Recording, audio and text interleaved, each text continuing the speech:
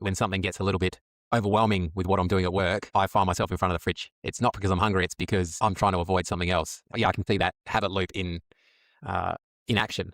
Um, but for someone who's never heard of the idea of a habit loop, you've talked about that a little bit. Could you explain what the habit loop or the cycle is? Sure. I mean, habit loop comes down to we'll have something that's a trigger. So in your particular case, just standard might be like you're dealing with something on the computer. You might have hit a roadblock of some kind. You're not quite sure. And so you get up and you might go to the fridge. That's your trigger, whatever that roadblock. Then you go through the routine that you've actually built in your subconscious mind. And it might be go to the fridge to go to look for something to eat. Are you hungry? If you're actually checked in yourself, consciously checked in, you'll probably go, oh, no.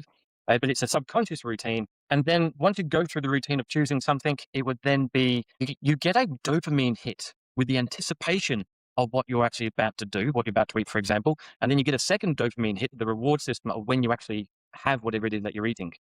After that, you then go through a period of emotional response to whatever you've just done. And it can be a positive, negative, or neutral response until such time that you get through that emotional response and everything calms down.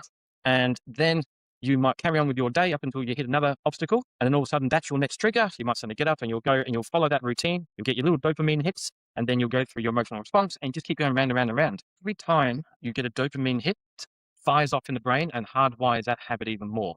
If you, without knowing it, just keep doing this year after year, these neurons hardwire into a solid routine that you'll just keep following. And the idea is of first being consciously able to recognize the habit loop that you're in, and then look at how strategies of how you can actually break that loop while still getting a similar or same reward system.